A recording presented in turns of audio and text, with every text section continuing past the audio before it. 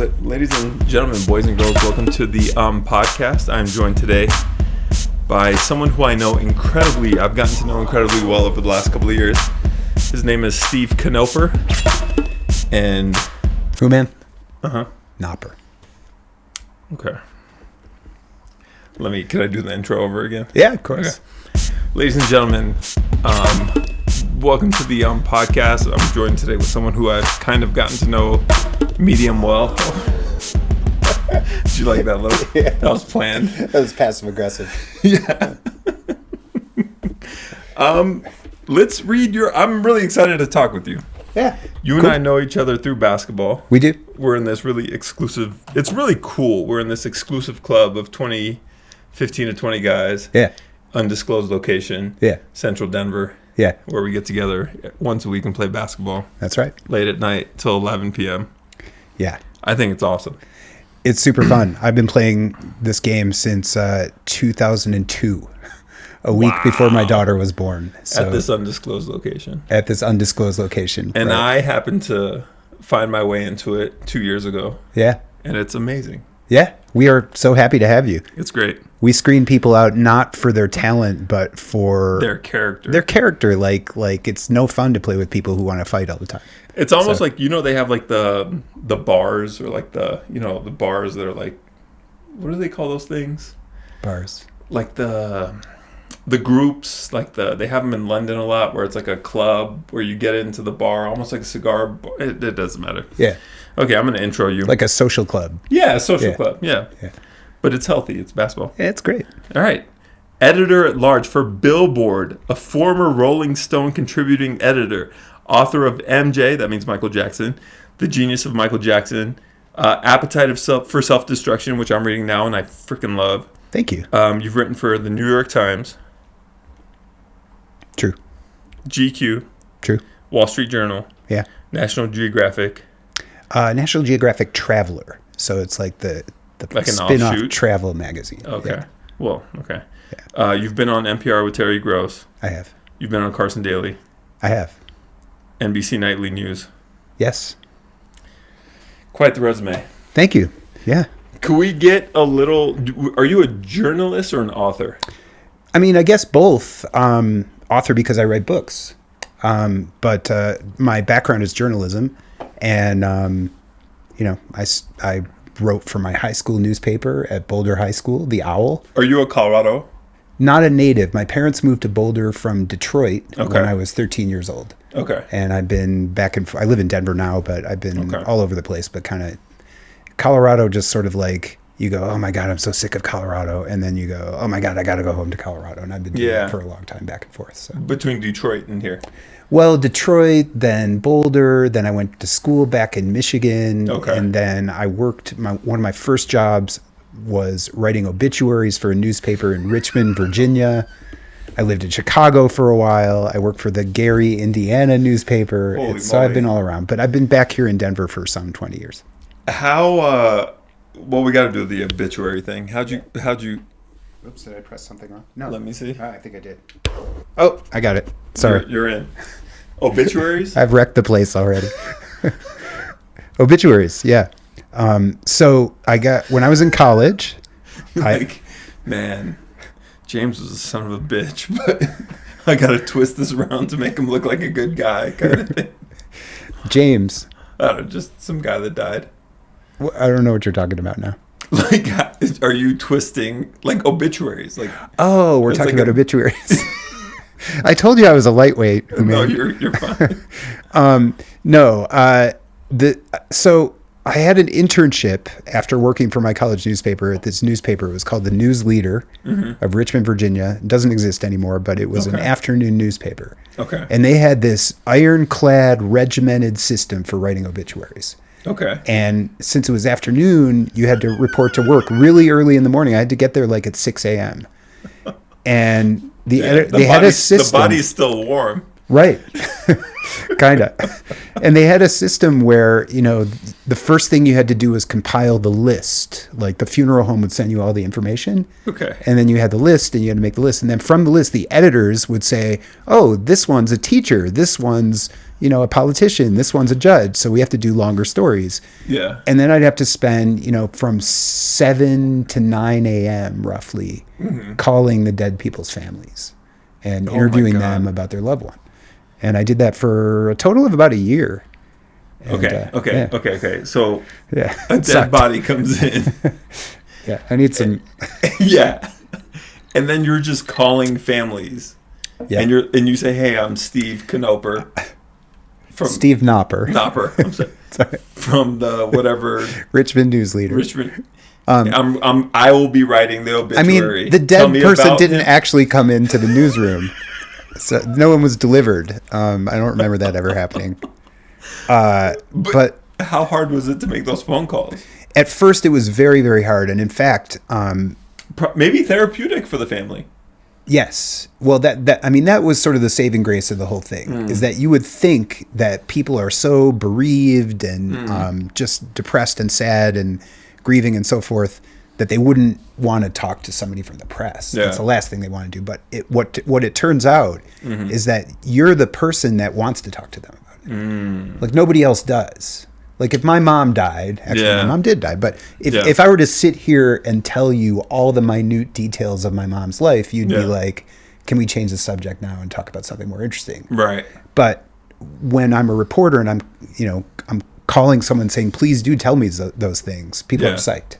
So by and large, not always. Yeah, I just heard a podcast about conversation, and it was like when someone at work says they attended a funeral, we're so quick to try to get that person off the subject. But it's like, tell me about it. How was it? You know what I mean? Like, right. I don't know. We're so... do you know what I'm trying to say? Yeah. We aren't willing to ask questions when maybe we should. It's like, what's more insensitive to ask someone about, hey, your uncle died, tell me about him. How was the service? Versus what was the highlight? Versus... I'm so sorry to hear that. What's for lunch? What you just described in 20 seconds is exactly what I love about being a journalist and a reporter, and many of my colleagues do, which is like we are the ones who ask those questions. And the great thing about writing obituaries, which I actually hated, it was such a regimented, structured thing, and every morning it was just not because it was dark, because it was so structured and monotonous. Yeah. I mean, I was 20 when I did this job, 21 or something, and I wanted to go out and do the fun stuff, but they put me on the obit desk, and they had a plan, I guess. But what it did was it made me get over the hump. Like previously in college and so forth, when I was calling strangers, there's like an intimidation thing there. You're scared to talk to strangers. You can't just go up to someone. That's a difficult thing. It's not unless you're a certain kind of personality, it's not natural. And it isn't for me. I'm an introvert. Right.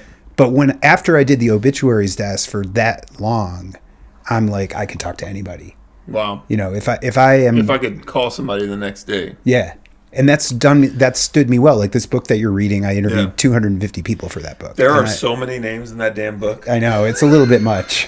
The editor at the end was like, I think we need a guide at the beginning. We need a table, a character guide. Man, cast of I characters. wanted to do this interview like in a timeline. I don't think we can. I think I think you're just going to be a recurring guest, and we're just going to fill in the gaps. I'll go with you. You lead the way. I would like to talk about the book. Okay. So this book is called Appetite for Self-Destruction: The Spectacular Crash of the Record Industry in the Digital Age. Yes. And it's a journalistic book, would you call it, where you're essentially exploring the music industry from vinyl records to today. Yeah. Well, it came out in 2009, but yes. Right. Yeah. So I don't know if you're tired of talking about it. No, I'm happy to talk about it. Okay, good. I'm glad to hear that. It was fascinating to me. There's two disclosures I have to give at the beginning of this interview. Number one, yes, I'm interviewing someone from Rolling Stones, and yes, I don't know anything about rock and roll. Okay, so fuck off. I'm sorry, I just don't. Okay, so don't be that guy. And then second, I'm only 180 pages in, but it's 250 pages. That's pretty good. Yeah. Good job. So currently I'm at Steve Jobs and the iPod. Yeah. Fascinating book. It's basically about, vinyl to today. And it really sparked something in me because I'm a music consumer. I loved every generation of music. I was a huge CD guy. I was a huge tape guy. I was a huge press play and record when the radio was playing to record the radio guy. I was a big iPod guy. And it just made me like go through all those phases in my life of consuming music. Yeah. And I'm sure you're a music consumer. Yeah. So as a music consumer, what was your favorite phase? Like phase in terms of what I like to collect or how I like to listen to music? Yeah. Yeah. Because now it's more disposable, right? Yeah. Like your favorite artist comes out with an album and you're not paying as much attention even though you try to, right? Yeah, it's Does hard. That make sense? Totally. Yeah. And I get asked that a lot. You Yeah. know, like when I was doing interviews for the book back when, you know, a lot of people would say, you know, we went from vinyl to cassette to CD to iTunes and now we're streaming, you know, and and that's kind of what the book is about. A lot of what the book is about is about that. I liked every phase when I was in the middle of it. Yeah. When I was in high school and college, I collected LPs. I collected vinyl. I had a big collection. Loved that. So much fun. Yeah. Then when I was collecting CDs, I kind of became a professional music writer. So I got a lot of CDs for free and promotional things. Nice. And I had a giant collection. And like people would come over and be like, whoa, you have a huge collection. And it was like, you know, comparing, well, you know. And I like that. You know, it was fun. Wait, I don't know. Comparing, you know. like penis sizes? Yeah. Okay. There you go. I don't know if this is a family podcast. I can't believe I missed that.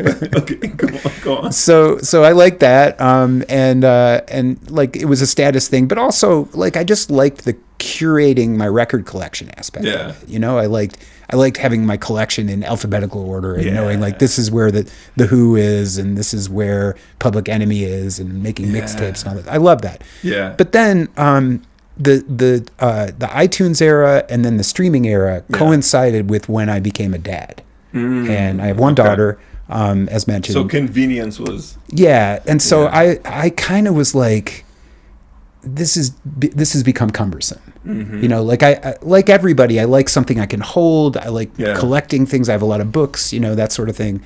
But I think today it's so convenient. I think I still, as someone who didn't, you know, I didn't grow up. I wasn't born in the era of iTunes and streaming and so forth and the internet. So to me, it's still kind of magical. Yeah. It's kind of like, I drove on the way here and I was like, what do I feel like listening to? I can listen to anything I want in the world and plug it into my car stereo and there I went, you know, or I can listen to a podcast about the Nuggets or what, you know, it's just, I find it to be, you know, people who say, oh, vinyl, we've lost something, blah, blah, blah. I kind of think they're nuts. You know, like I carried my crates of records around and moved throughout the country. And, you know, I broke my back on those things and I don't miss those days really. So. And you can't listen to vinyl in your car. Right. And also the people who, don't get me started, but the people who are vinyl purists, you know, the ones who say it has a warmer sound and they, you know, you can't get that out of streaming. That's all technically. All in your head. That. It's all in your head. But also it has to be perfect. Like when I was a kid lugging my vinyl around, like it was just, I was putting it in, you know, near the heat, near the radiator in my dorm room, you know, just like warping it. Yeah, it was never perfect. There are always pops and clicks and cracks that drove me nuts. There's one of my favorite Rolling Stones albums. I know you're not a rock guy, but I'm going to say it anyway. No, go ahead. Exile on Main Street, which is one of my favorite albums of all time. I played that thing for years on a record player that was slightly broken and the speed was just a little bit too fast. You didn't know? No, I had no. So that's what I thought the record was like. And then years later, I heard one of the songs on the radio. I'm like, wait, is this slow? Yeah. Maybe that's why I like punk rock, you know? I don't know. Because it's fast. Yeah.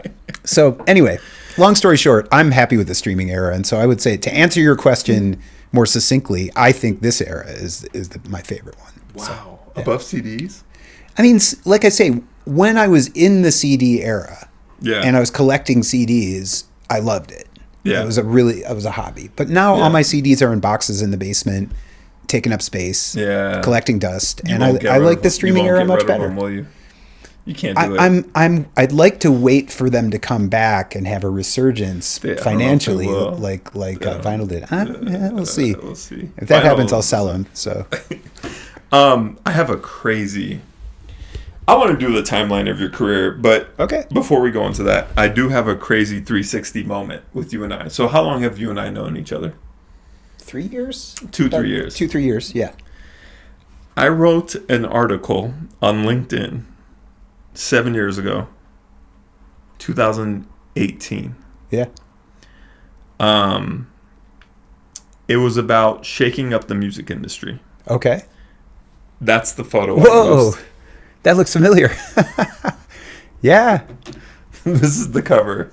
I'll superimpose it in post. I love it. Isn't that crazy? We're just bonded on a deep subconscious level. And I probably owe you royalties for this. No. Because I got one full view. This is actually the paperback version of the book. The original hardcover, it looks actually kind of more like that. Oh, really? Okay. Yeah. Isn't that crazy? Yeah, that's hilarious. I got to read that. I'll read it right now. Out loud? Yeah. Okay. It's short. Thursday Thoughts, Music Industry, 2018. I have an idea that could really shake up the music industry and change the whole landscape of the album release. Imagine Drake or Taylor Swift for this thought experiment. What if instead of releasing albums digitally through major platforms like Spotify, Apple, YouTube, etc., the artist releases their album independently as a mobile app? This would be completely direct to consumer from the artist, no middleman. The app would have the music, all the content the artist wants to include, including interviews, studio sessions, lyrics, music videos, etc. The app almost acts as the same way a DVD works on your TV. It has an aesthetic, a vibe. The creative possibilities are limitless. The app could cost $1 or be available for free with organic product placement. The artist gets paid, blah, blah, blah. So you're getting a jewel case experience, but it's on the app. Why has no artist done that? I think that's been done. I great, don't remember. great. No, I mean, I can't off the top of my head think of an example of an artist doing that. But I remember sort of when apps started to come out and be a thing, which was like 2000, when the iPhone came out, Right? 2007 or 8. Yeah. I remember I remember getting press releases like, we're going to do a big app, and I think Like an album release app. It's brilliant. I'm genius. I'm the best. I deserve $1 million. Maybe not an album release app per That's se. what I'm saying. Okay. Taylor Swift comes out with a new album. Yeah.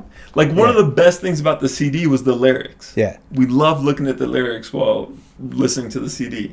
Now that's on the app. The music's on the app. It's only on the app. Yeah. Interviews on the app. Studio sessions on the app. Brilliant. Here's why I'll say. And I used your image. Here, you'll have to pay me royalties after this interview, but Okay. Here's why I'll say you're onto something with that. Okay. Because most of the record business, not so much the rest of the music business, but the record business itself is based on streaming right now, as you know. Yeah. So that's where most labels, record companies, to an extent artists, are making their money.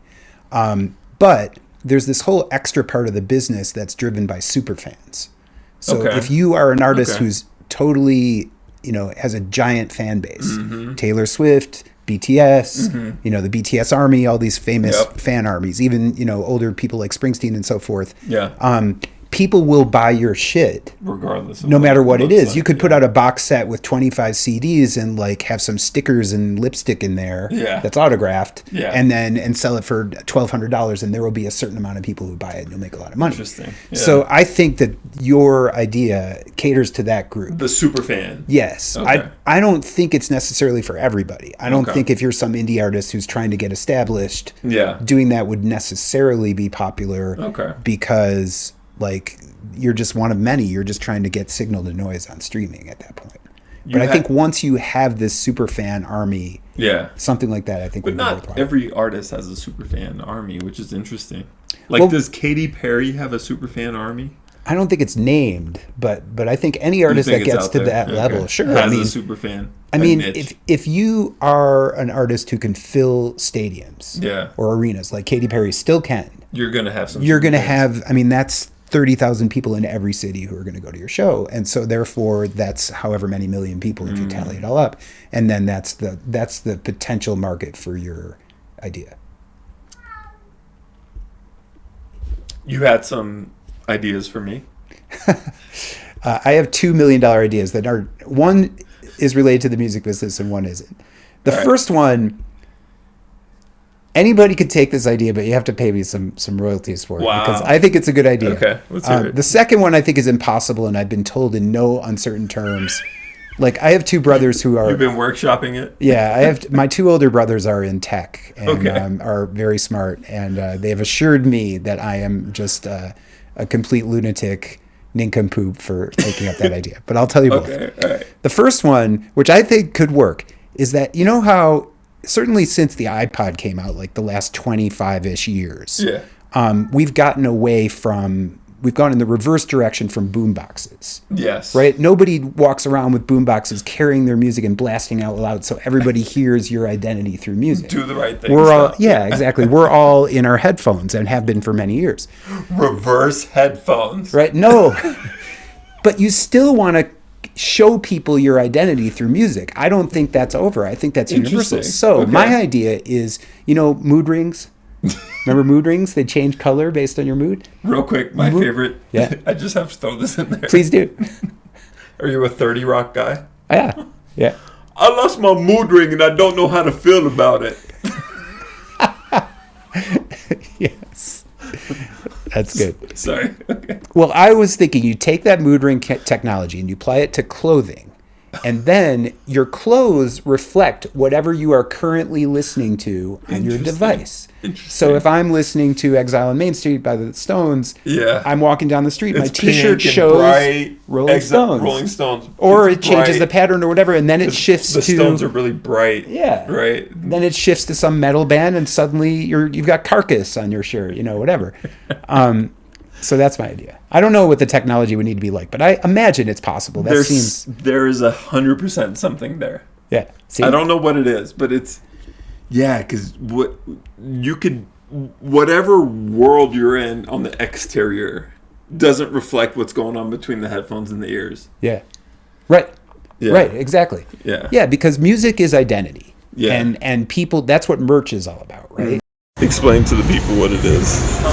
I'm in the 0.01% of top 9 Inch Nails listeners. That's how many minutes. And now you have a shirt.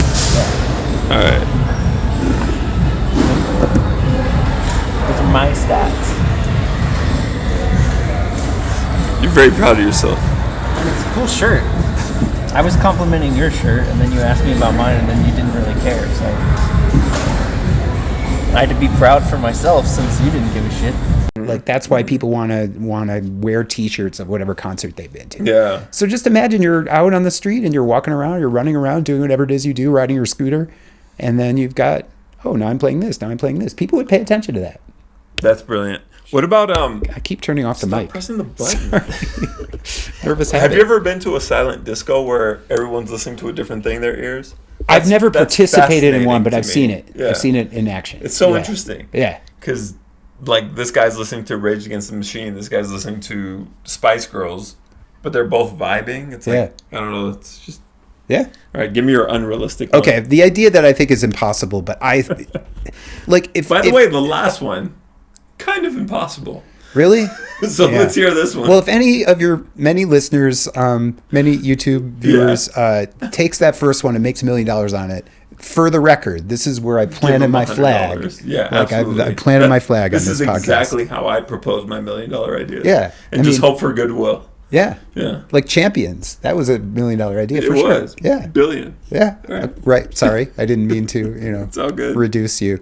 The second idea is, and see, I'll preface this by saying, if I were Steve Jobs and I went to my people and I said, make this happen, they would Steve make Jobs it happen. Profile in here was so good. Oh, thanks. Very good. Thanks.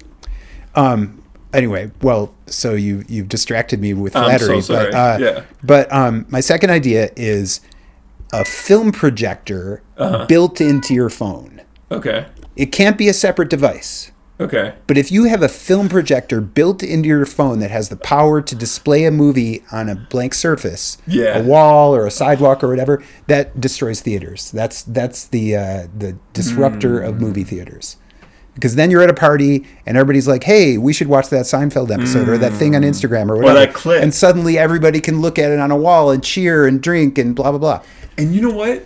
To your point, like there's always like the flow of the party or the get together. It's like oh, how do I sync? Oh, it's a Google Chrome. There's like a clunkiness there. I mean, it's not much of a clunkiness. Yeah. But there's a clunkiness.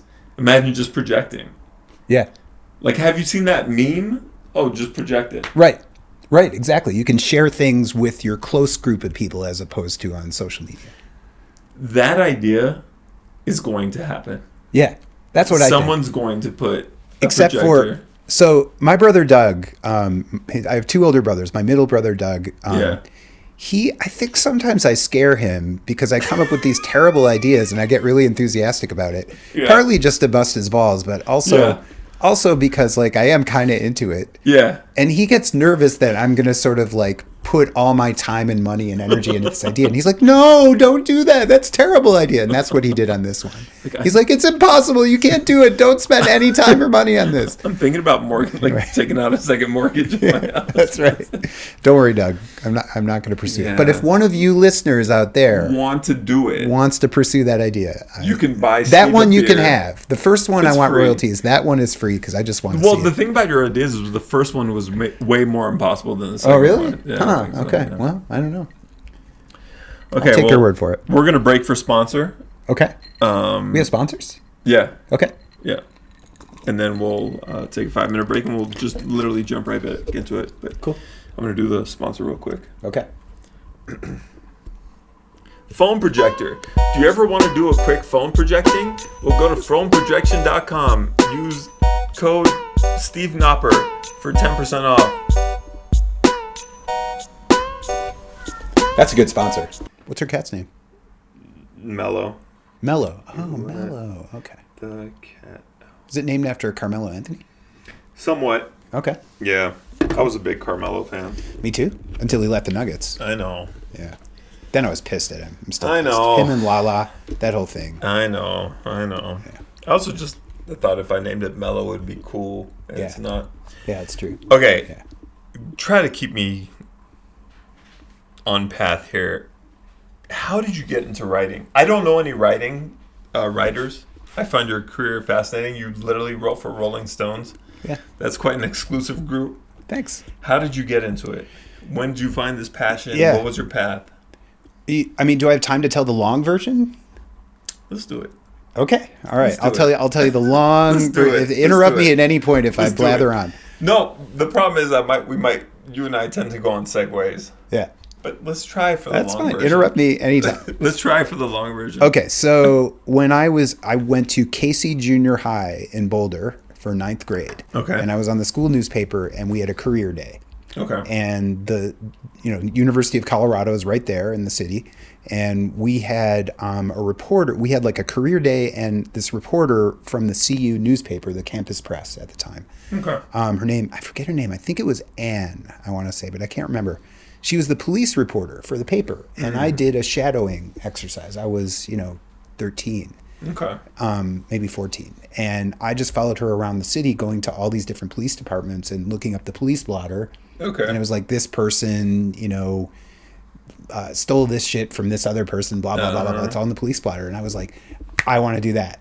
And I've been wanting to do that ever since. Police what? What's the word? It's called the police blotter. Blotter. So it's like an old-fashioned term for when crimes happen in a police department when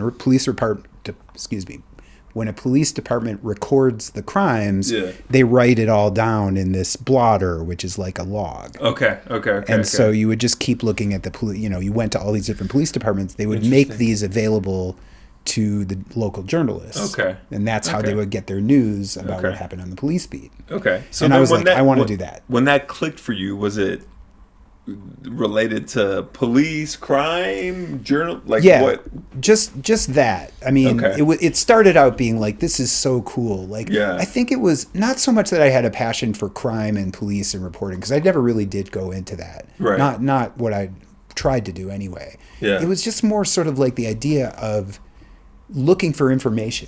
Mm-hmm. And then once you found it, like trying to sort of like be a detective and find the information. And then once you found it, then you can convey it to people in a way that they understand, in an important way. So there's a lot of that in your field, I'm just putting this together, like a lot of that detective work. Yes. You're putting the pieces together. Yeah. So you probably love like detective movies and stuff. Okay. I mean, I do like detective movies. You a Sherlock Holmes guy?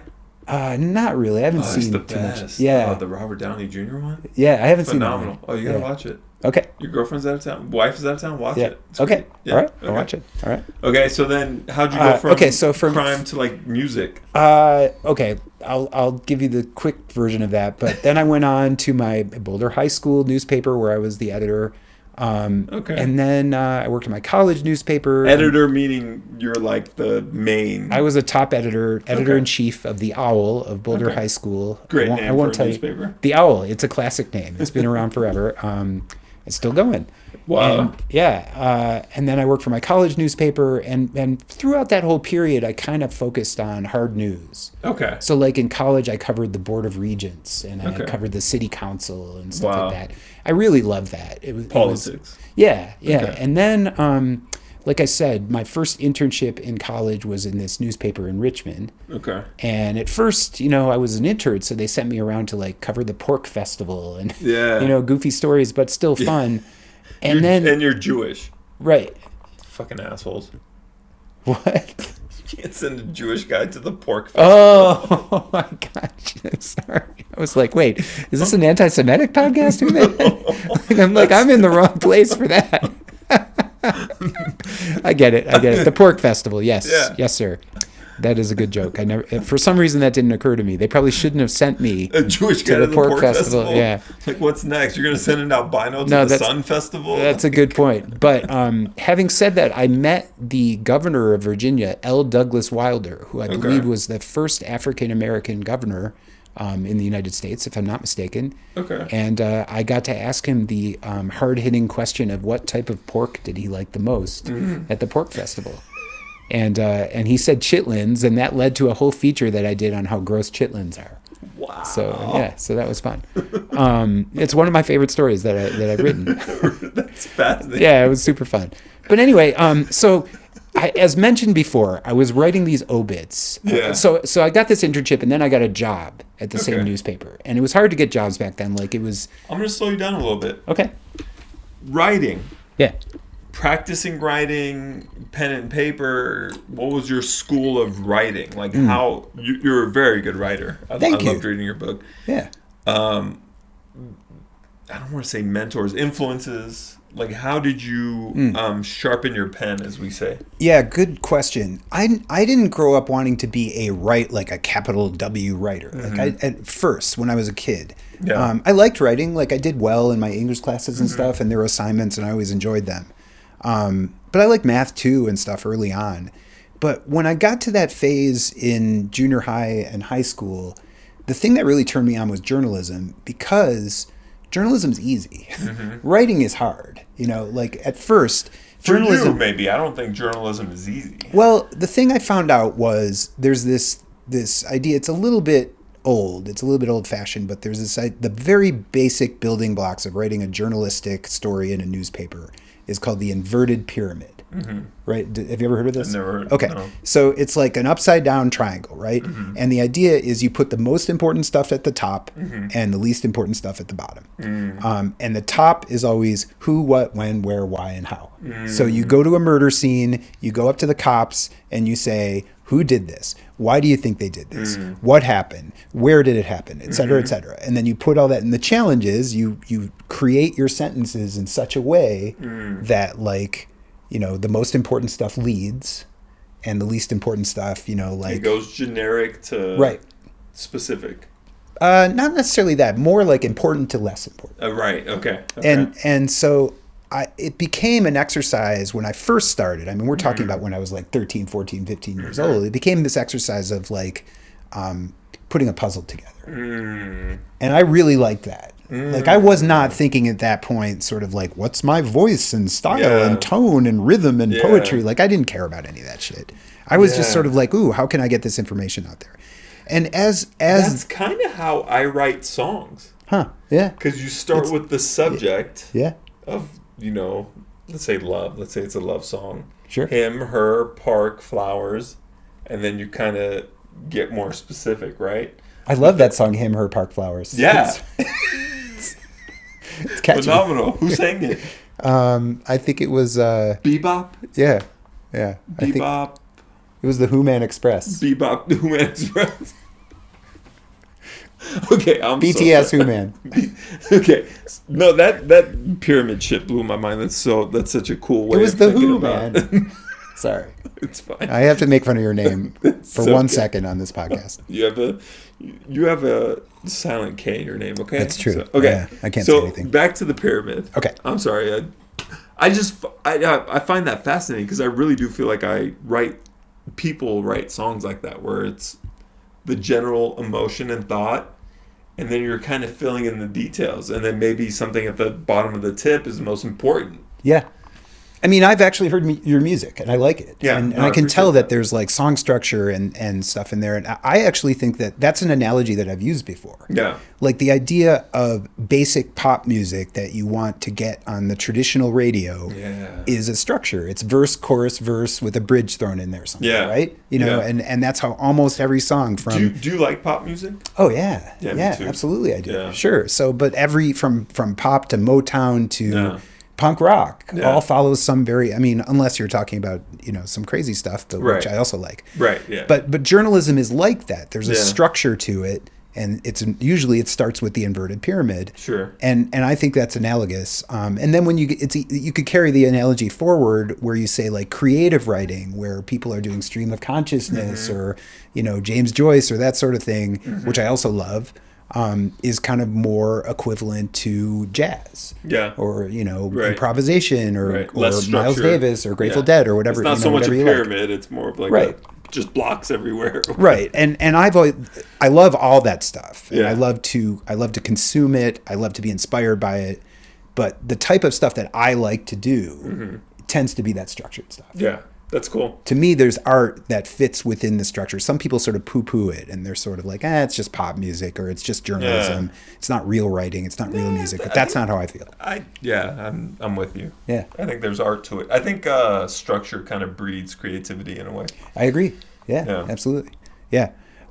So when I started out early on in journalism, like it wasn't like, I'm going to be the next Hemingway or, anything like that. It was just sort of like, I want to put this puzzle together. Yeah. And then as I went along slowly, gradually, sort of probably just beyond college, maybe right after the obit desk, which is very structured. Yeah.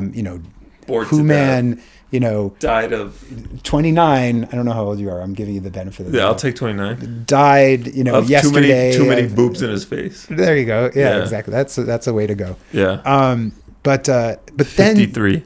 Yeah, right. Then Odd number. as you go, you sort of go.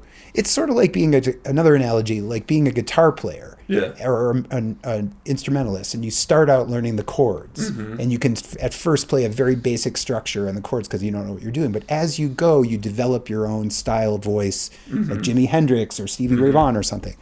And that's kind of like what I aspire to do now. I mean, I'm much older, Yeah. and so over time, I've sort of tried to figure out how to do things like voice and narrative and style and just where do I fit in. And, But a big part of the puzzle is finding information, gathering information, which is not necessarily easy to do. well, then you get into, and this is what I think, when I really started to be serious about journalism, which was probably mid to late college, I got into great works of literature that are nonfiction. Okay. More journalistic. So then you get into this thing it started really in the 60s or maybe earlier called new journalism. Okay. And that's like Truman Capote Okay. and Gay Talese and David Halberstam, Joan Didion, these people in the 60s who were, all this, so many things were changing and there were so many revolutions in art and culture and politics that were happening. One of them was in literature. Yeah. Norman Mailer, and I started to get really inspired by that. I had kind of a mentor figure in my life who was when I started working at the Daily Camera in Boulder, who lived nearby. His name is Bruce Schoenfeld, and I'm still friends with him today. And he's a great writer. He writes for the New York Times Magazine and so forth. And he really inspired me to he was like, he was an English major in college, and he said, "Here's a stack of books that you should read. Read all these books."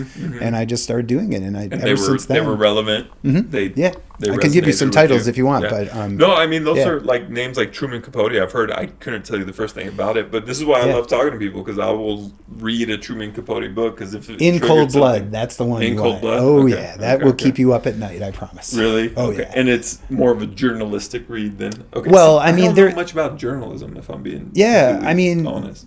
Yeah, you probably have read a lot of journalism without knowing it necessarily, but the Truman Capote book, In Cold Blood, there, in retrospect, he always said that it was purely the truth, but in retrospect, there were some liberties taken, I think.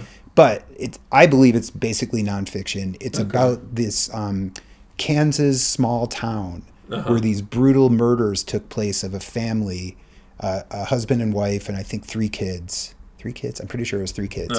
And some vagrants, just wandered by looking for money and just killed them all.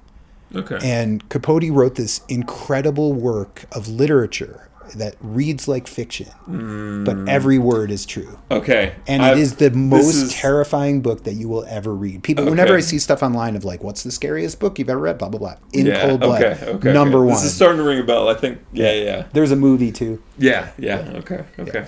Anyway, so yeah, when I started to get to that phase, excuse me, I started to realize that I could take this structure and this work that I was doing with nonfiction and through all this research that I did and kind of connect the idea of like 9th grade going to, the police blotters, taking information from various sources and putting it together in such a way that the puzzle you're putting together is not only something that people get information from, but maybe, if you really are good at it, and which is what I aspire to be, maybe it can be art. And that's like a thing I've been chasing. You're creating emotion. I don't know if I'm always that good at it, but sometimes, you feel like, I think I got it. It sounds like it's because you aren't writing fiction. And if you do write fiction, then that's dishonest journalism. Well, so I think it's just different. It's just, I love fiction. That would seem, but if you're claiming to be a journalist and you're writing fiction, that's dishonest journalism. That's right. Yeah, you can't. So you're walking a line between giving facts and conjuring emotion. Yeah, that's a tough line to walk. No, that's right. That's right. And it's difficult. Like, for example, I'm currently working on a book. I have a book deal to write about the history of funk music. Yeah, I remember you telling me that. Yeah. And it's super fun, but and you'd think that, funk, that's super exciting. But the problem is there's been a lot written about funk. Yeah. And so what I'm trying to do with this book is I've just started, really. So I don't know how, once people read it, it may be very different from what I'm saying now. But what I'm trying to do right now is tie the history of funk to the history of the civil rights movement. And because both the evolutions of those things happen in exact lockstep parallel. Really? Interesting. So, James Brown puts out Papa's Got a Brand New Bag, 1965, right at the time when there were all these crucially important desegregation cases that were happening. Wow. There were racist car bombings happening, all this different stuff. Wow. And then you evolve. A few years later, you get to the Black Power movement. And then you've got James Brown, Say It Loud, I'm Black and I'm Proud. 1968, that was the year that Martin Luther King gets assassinated. Wow. Then you keep going, and then you get to like Sly Stone, and that's sort of more bringing races together. It's sort of like the Woodstock generation, where everybody's living in peace and harmony and all that bullshit. And then you get, forgive me, this is something that's just on my mind, so I ramble about it. No, that's cool. But then you get to P-Funk by the mid-'70s. George Clinton, Parliament Funkadelic. And that's sort of like, then it goes into this whole other area of no rules, no barriers, sexuality, art, culture, music. Everything is sort of like, we can say whatever the fuck we want, and we can be absolutely crazy. Yeah. While that same sort of thing is happening culturally in the U.S. too in the 70s. Was that 70s? Yeah, George Clinton. Well, I mean, the Parliament They technically went to the 80s and 90s. Yeah, that's right. Kinda, That's yeah. right. But I'm sort of focusing my piece in the 70s. I didn't know they started in the 70s. That's crazy. Oh yeah, they started the first George Clinton, the first Parliament hit was 1967. Testimony. Wow. Yeah. They've been relevant for so long. Yeah, and their first real hits were early 70s. Yeah. Wow. Yeah. I would read that book. Okay. I got to finish it. So I do wonder, do you have any anxieties with people wanting to read kind of stuff like that? You mean like whether there's enough readers? Yeah, with the TikTok generation. And I mean, just me personally, it's funny. So the very first book I read in 4 or 5 years was a few months ago for a podcast. We discussed this book, Tribe, by, I can't even remember the author. The second book I've read was this. And today I was trying to finish the book before the podcast today, and I was at the coffee shop drinking my coffee. And a lady was very rudely looking at me like, She was like, "Is that by Steve Knopper?" I'm like, what's wrong? Like, I was acting a little funny, I had some extra things on me, and she's like, oh, I just haven't seen someone with a paper book for a while. I was just wondering what's so important that you wanted to read. She didn't say it as rude as I said it, but I hear different things about people reading now. Some stats say we're reading more than ever, books, paper books more than ever, and I hear people say we're not reading at all. And I'm sure you have anxieties about that. Well, I have anxieties in both directions. Because like everyone else, I'm addicted to social media. I'm addicted to my phone. Right. As am I. And almost everybody is. My wife is too. Yeah. And there's so much to read, and there's so much scrolling and doom scrolling, but you need your phone to get information. But then, for me, like, I'm a voracious reader. You're still reading books. I always have been my whole life, but my consumption has gone down in the last few years because of social media. Yeah. And it's bumming me out. Like, the books are piling up. And I gotta, and it's really hard because no matter what, you can lock yourself in a room and put your phone in the other room, but then you just drift out and you're like, I gotta check my fantasy baseball. Fantasy baseball, get out of here. Yeah. So, I gotta check to see if Aaron Gordon's hamstring is okay, which it sadly was not. Too early. But I know. Sorry, I wasn't even joking about that. That was deadly serious. But so it is a problem for me personally because, like, as a writer, I believe that you have to read to get better. Let's get back to your career. Evolve. Okay. So, Obituaries. Yeah. Okay. So Obituaries, and then. How'd you get to the music, man? Yeah. Okay. I was about to get to that. Okay. So I'm writing Obituaries at 5 a.m, and I'm like, even though in retrospect You're poking dead bodies. Yeah, these dead bodies just come in on a cart, and I'm just like, I describe them and I write them down. No, that didn't happen. It was all by phone. 32C. Yeah. So I'm writing Obituaries, and I'm like 21 years old, and I'm wearing a tie. And I'm sitting there, and I'm like, this sucks. In retrospect, I see now that those were important skills that they were teaching me. Absolutely. Yeah. It could have been different, but I'm glad to have those skills. That was useful. But at the time, it was sort of like, I need to do something much more interesting than this. Mm-hmm. What am I passionate about? And then I was like, I've always loved music. Mm-hmm. My whole life, my older brother Mark, introduced me to the Beatles and nice. All this. I loved the British Invasion. I loved the Who. The Who Man. Things Who. Yeah. But anyway, so what I decided to do was make friends with the music writer at our newspaper. A delightful woman, great writer named Harriet McLeod. But she was old. She was like in her 40s. Mm-hmm. And she did not want to, as I recall, go out and review, heavy metal shows until bands. 2 a.m. or punk rock or hip hop or whatever. Yeah. And I was like, I'll do that. And so then I started burning it at both ends. Then I was sort of like, I would go out to a Metallica show and review them until midnight and then go into the paper. There's no laptops or shit then. And I would just like write my review till 2 a.m, go home, get 2 hours of sleep, come back and write obituaries the next day. And then I was just like, I was killing myself doing this, but I was loving it. I was very happy with the music aspect of that. When that started to kick in, I was like, this is fun. That's cool.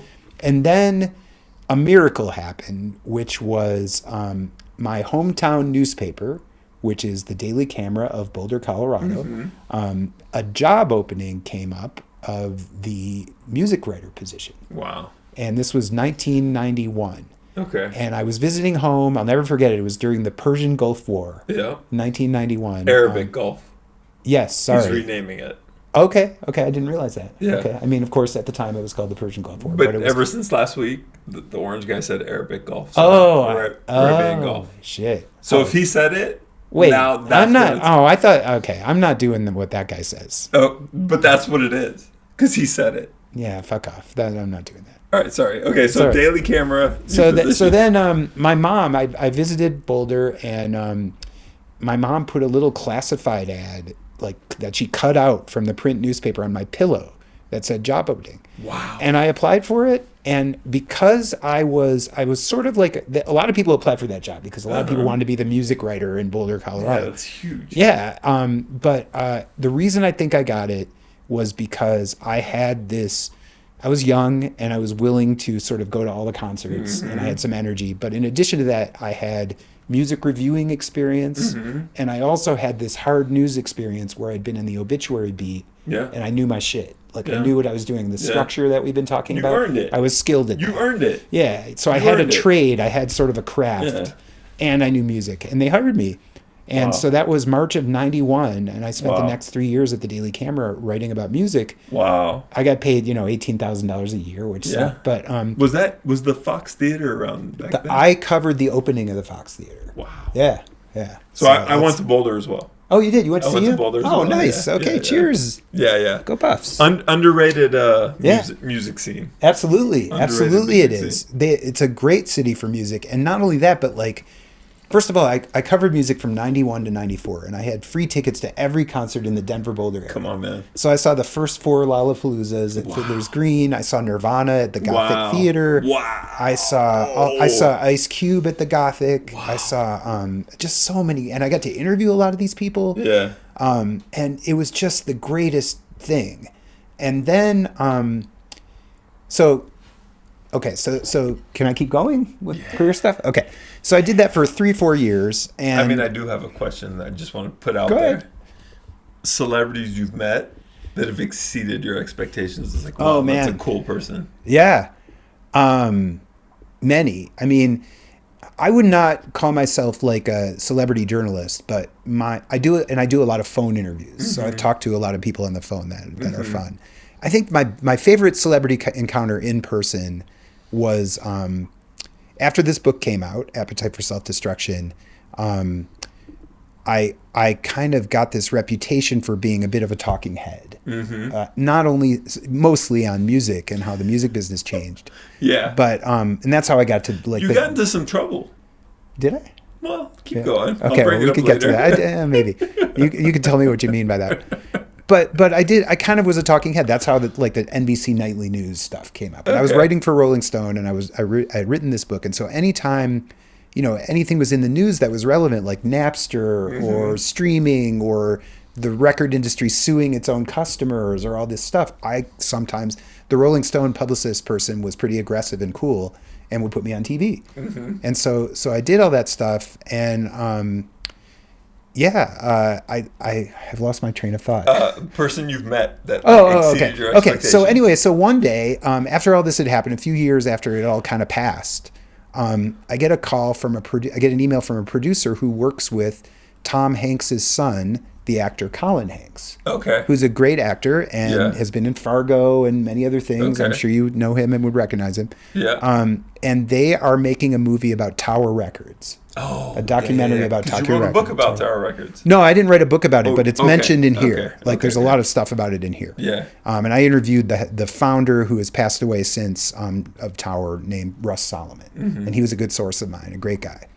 And they're putting together this documentary, and they had somehow found my book came to it in some way, and they needed someone to sort of explain the context of the downfall of Tower. Because Tower was this incredible record store that was making gazillions of dollars, expanding all over the place. Yep. And then suddenly Napster and the internet kick in, and then boom, the whole thing collapses. Yep. And they needed someone to explain why that happened on the air. So they flew me out to Hollywood, and they were filming at Colin Hanks's family studio, which is owned by Tom Hanks. And so I'm filming with them, meet Colin, who is just the absolutely most delightful person in the world. Like, I've had several encounters with him now, and he's just cool. Absolutely the greatest guy. And we're sitting there and they're interviewing me, and, you know, lots of stuff is happening, and some of it's cool and some of it's like, well, now we have to wait because there's a construction crew outside and it's noisy and blah, blah, blah. Yeah. And then we're sitting there at a break, and it's fun. Like, I'm enjoying it, but it's a little bit grueling. Like, you know, it's like a real interview and a lot of repetition, understandably. And then all of a sudden there's a little hustle and bustle, and then Tom Hanks walks in unexpectedly. Yeah. And he's like, hello, you know, exactly how you'd expect it. Just like he is in the movies and on talk shows and stuff. Yeah. And he goes right up to me and he goes, I've been wanting to talk to you. No way. I was like, what do you want to talk to me about, Tom Hanks?